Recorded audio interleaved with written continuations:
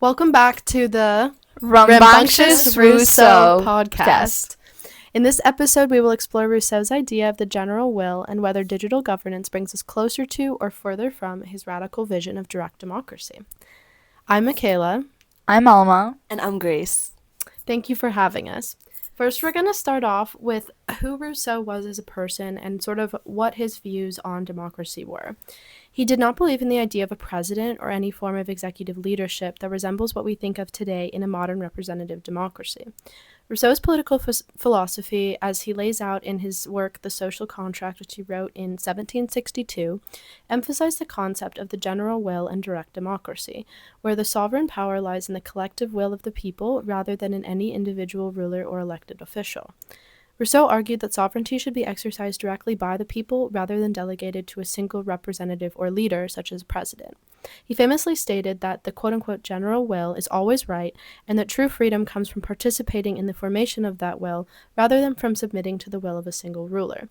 For Rousseau, government was a tool to express the general will of the people, and the idea of a president or monarch who holds power independently would be contradicting this ideal. Rousseau believed that a just political system must be based on the principles of equality, democracy, and the common good. Legitimate political authority is based on a contract or an agreement made by individuals to form a collective body that represents the general will. He also goes on to say that the general will, which we've been discussing, would serve as a foundation for legitimate political authority. This general will is kind of hard to distinguish what he's exactly meaning, but the gist is that it's always aimed at the common good, and the general will is not simply the sum of the individual wills of each citizen, but it represents the collective interest of the people. It's also important to talk about what formed these views and where these kind of very radical views for his time even came from. So Rousseau was born in 1712 in Geneva, a city-state in Switzerland, and his mother died shortly after his birth, so he was raised by his father. But due to financial and emotional struggles, Rousseau had a really difficult early childhood. His father actually had to leave Geneva at one point, leaving Rousseau in the care of his aunt and other relatives. These early experiences of being abandoned and separated from his family had a profound impact on his view of human relationships. He often expressed feelings of isolation and alienation, which contributed to his later emphasis on the importance of natural bonds in society and this sort of collective will of everybody working together. Additionally, Rousseau didn't receive a traditional structured education. He was often sent to various guardians or institutions, experiencing neglect and a lot of harsh treatment. He briefly attended a religious school as well, where he struggled with strict discipline and an authoritarian nature of the institution. And so this also contributes to his later criticism of the traditional educational system and his call for a more compassionate and individualized approach to teaching. Rousseau had a varied early life that included a period working as an apprentice to an engraver and later working as a secretary in Paris. These early jobs exposed him to different social classes, the elite, and the intellectual circles, and it helped him develop his critical view of the inequalities that exist in society. He observed these social and economic divisions on a daily basis, which would later influence his critique of civilization and the basis of his work, The Social Contract.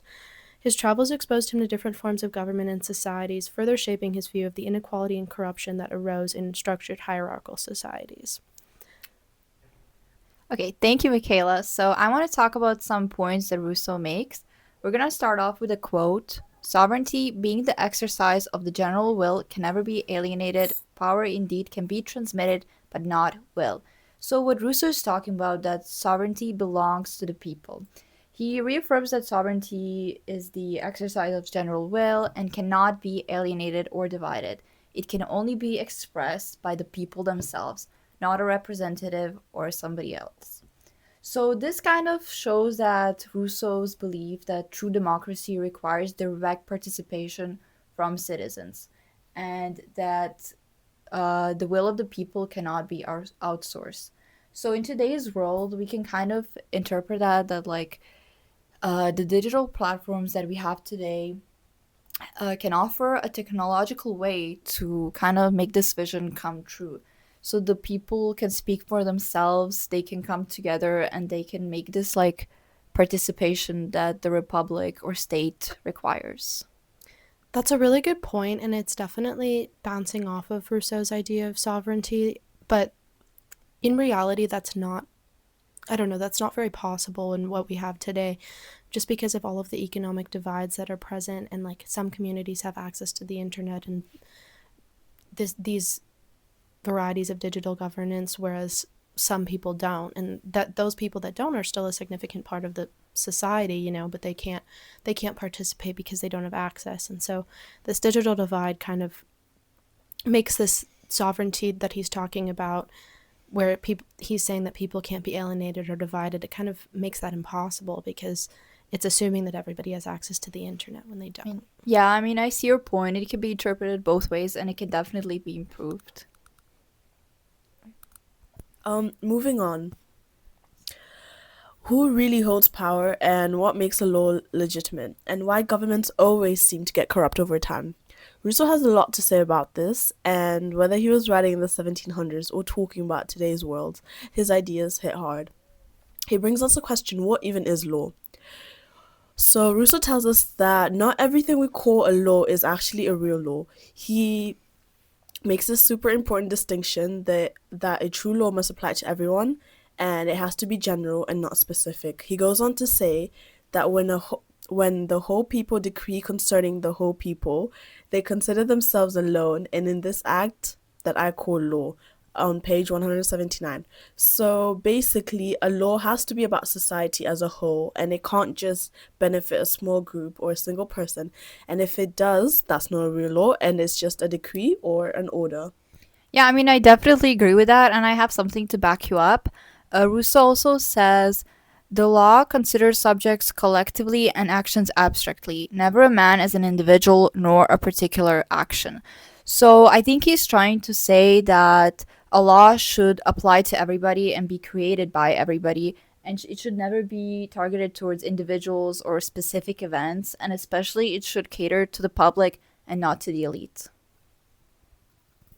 Yeah, no, that's definitely a very good point, but you can see in his logic that he's from a very long time ago, and so the relevance of that now isn't huge. Like he's coming from this really small community where this could be possible, where everyone can vote and everyone can make a law, but he hasn't really experienced large nations where there's millions and millions of people that would need to be represented. Like if we're talking about the United States, like there's 350 million people, can they really all contribute to the making of a law? Yes, and talking about laws, think about tax laws. If a government passes a tax that applies to everyone fairly, that's a law. But if a government gives tax breaks to only rich or particular company, that's not really a law in Rousseau's sense. So would we call it favoritism? Yeah. I mean, I understand where you guys are coming from, but I think we also have to consider like in today's time, technology is so advanced that we can include everybody. We can like not everybody has access to the internet, to like the digital like world, but we can make that happen and everybody can be included, and you know that this idea like of 350 million people voting together as a collective might seem impossible, but I do think that it's something that like Russo might agree on. Yeah. But then you have to sit and think about like tyranny of the majority as well, because I don't know, Rousseau warned about this when he was discussing direct democracy, and in reality, it's quite true. Um, Digital governments could exacerbate this risk by providing too much power to the majority groups, because, as we know, news platforms and reporting companies, they really just have their own best interest in mind, and so they'll report the information that has the most like public favor. And so these people who have more of like these people from marginalized communities, or that have like a minority opinion, aren't really going to be reported on as much, because these news places are really just trying to benefit themselves, and they want to put out what's going to be the most popular and Mm-hmm. get the most views. Yeah. I mean, I get that, but like, I mean, one of Russo's other points was that like the people are never corrupted, but they are often deceived. And like the general will is always right. And the judgment of people, which it, guys, is not always enlightened, but it could be. If we provide good restrictions on misinformation and AI, the digital like governance, it could work in today's society, and I think it like could put people together, you know? Yeah. Yeah, one of the major things that Russo goes on to talk about is, do people even know what's best for them? And so this comes in when people decide who should lead them. And this is where it gets really interesting, and because Russo believes that people always want what's good, but they don't recognize it. And so he says that by themselves the people always desire what is good, but do not always discern it. So this basically means that people have good intentions, but they're not always great at figuring out how to make things work in the long run. And so he says we need a legislator or someone who can guide society and set up fair laws which can benefit all of us. And so the big takeaway is, should a law serve the public and not private interests? And if a law doesn't apply to everyone equally, is it probably even a real law? All right, so now I think that it's kind of important to bring in the assumptions that Rousseau has in his theories. So he's kind of sitting here assuming that unanimity is present at all points in time. Like he's kind of assuming that all of these votes will have similar opinions and that there won't be any pushback from any groups of people, which is really difficult when you get to a larger nation. He's kind of thinking of this as on a smaller scale. And when he's saying, like, there's a quote from the social contract saying that sovereignty, which is the collective will of the people, must remain intact and undivided. No one can be authorized to act on behalf of the general will, except in a way that directly reflects the collective will of the people. So he's kind of sitting here assuming that everyone is going to have the same opinions and that there's not going to be any conflict about that, which is really difficult to think that that is going to work in current society. Like if we think about how divided America is right now, especially with like all of their political parties, it's really hard for everybody to have a collective decision. And he also says that the power of the state must be rooted in the participation and consent of the people, and laws must reflect that general will, which is again assuming that everyone is participating, which I think this is clear in mostly the Western world, but Eastern world as well. Younger people don't really care as much about participating in government and elections, and so kind of makes it hard for everyone's opinion to truly be represented. Yeah. So I want to go over a few points that you mentioned, Makayla. The first point, you said that like America is very divided right now, and people don't have the same opinion, and they don't want to vote on the same things. But do you think, like, if we take in consideration Rousseau's philosophy, that this is because they're electing a representative and they're not voting for themselves? And another thing you mentioned is that young people are not participating actively in democracy, in voting, in politics in general. And that is true in today's world. But then again, they are voting for a representative. They're not voting for themselves. And maybe they don't think that their vote and their needs are being heard because like this elected representative is making all the choices for them.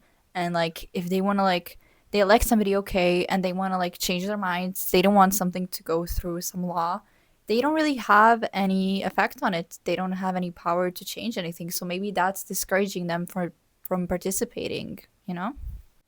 So now let's apply the general will in digital governance to fix these modern day problems. Let's connecting Rousseau's idea of general will. Rousseau believed that democracy works when informed citizens come together to make decisions that benefit society as a whole. But then there's the problem of online and the general will, how it isn't shaped by informed citizens anymore, and it's mainly shaped by algorithms. And so, algorithms and misinformation, such as social media platforms, don't just show us what's true, they show us what will keep us engaged the longest, such as fake news, theories, has driven content spread faster than real information because they get more likes or more clicks. And so, applying Rousseau's philosophy that in today's world is, he might ask, Can democracy survive when people are fed lies instead of truth? And do we need better ways to ensure, the general will is actually informed? And the general will is actually informed. Yep, I can stop there. Yeah, no, I definitely agree with that. It's really difficult for us to apply that to a large community. Rousseau argues that the general will represents the common good, but this could honestly lead to situations where minority groups are excluded from his definition of the common good, and societies with diverse populations, what is perceived as the general will may only reflect the interests of the majority group. Um, and also, like you were saying, news outlets and reporters will pick and choose what'll get them the most views and likes. And so I think that we need to come up with some way that every sector is truly represented and every sector has a voice, and it's not really up to whose is the largest population, because I don't know, the majority tends to take over. And as Rousseau spoke about in the social contract, he was talking about his fear of tyranny of the majority.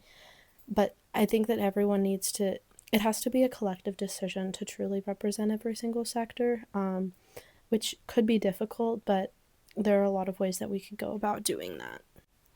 So I want to talk about what you just said, Makayla. You mentioned that minority groups are not being represented, and I understand that, but like Rousseau says that the people will vote for what they want to, and everybody's votes matters. So as a public, as a republic, as a state, everybody votes for what they believe in, on what they want, and the majority will win. So not everybody will always be satisfied, but that makes sense in a society. Not everybody will always be satisfied. Not everybody will get what they want, but the majority will. And I think that's fair, and I feel like that's equal because sometimes one side will win and sometimes the other one will, but we know that the like people will like everybody has the chance to vote and say what they want in like Rousseau's Republic and philosophy.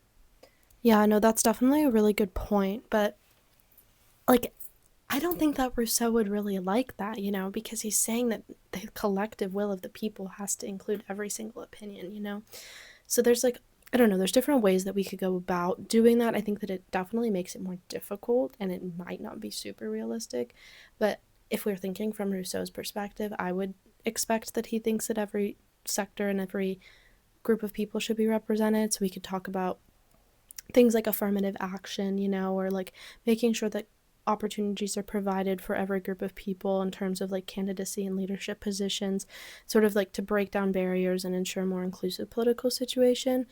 And then there's also ways that we could like edit electoral systems, like implementing proportional representation, so ensuring that there's a certain amount of people for every single Mhm. sector.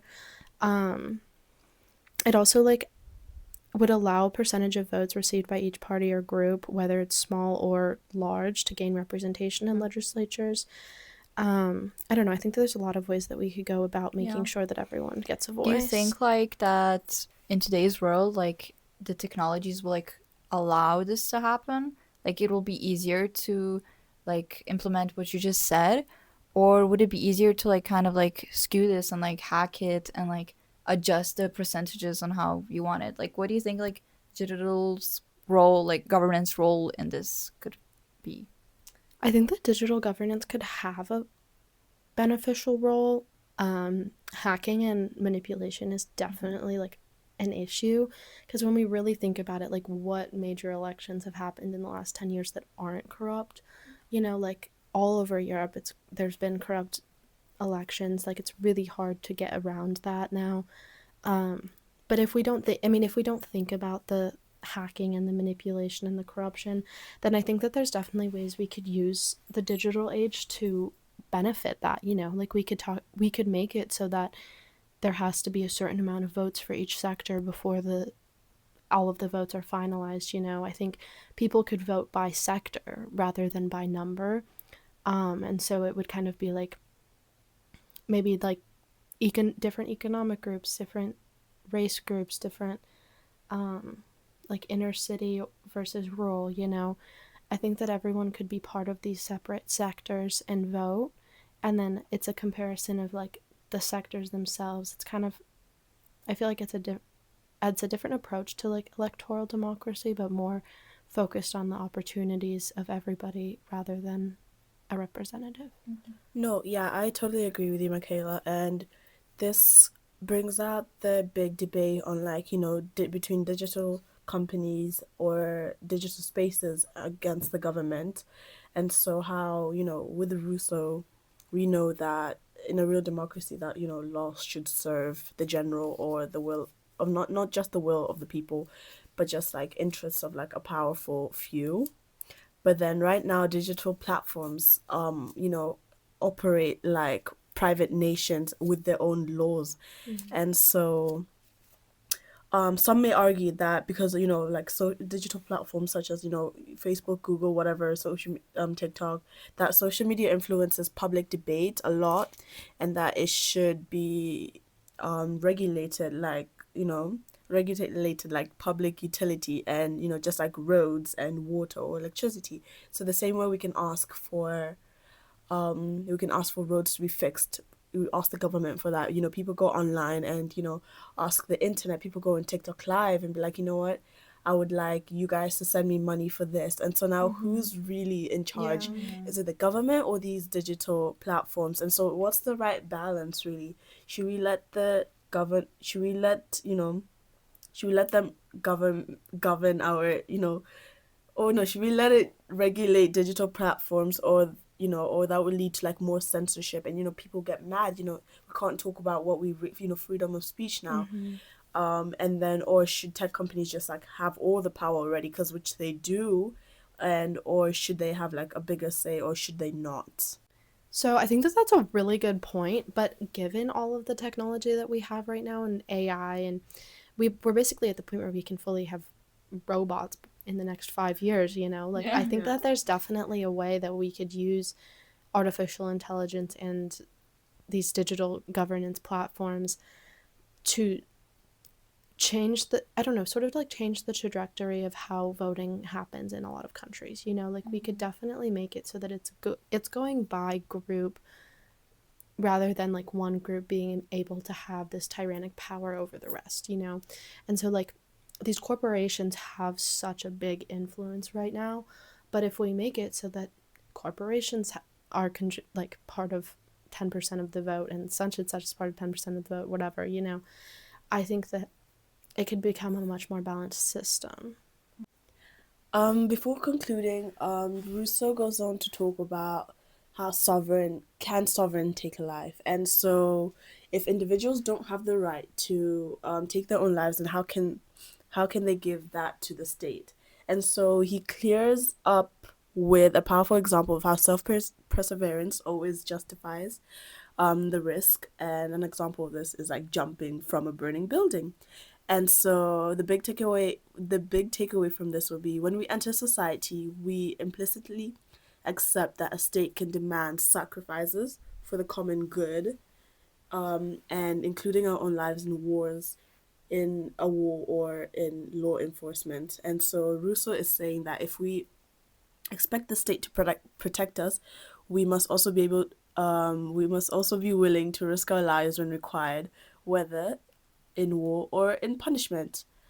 Um, and so this kind of brings out the idea of how now in the modern life, having to choose with the wars that are going on right now on present day time, the government compared to Rousseau's time, we have not been forced or enlisted to join, be take part in protecting our country, or whether or not it's punishment, or for the sake of wanting to do it. And so there's a lot more freedom in whether or not how sovereign if whether or not sovereign can take our lives. And I think this is how Rousseau, now his ideas from then and now, there's a big change between time and how we've dealt with self-perseverance, and it doesn't always have to be giving back to the government, whether it's punishment or not.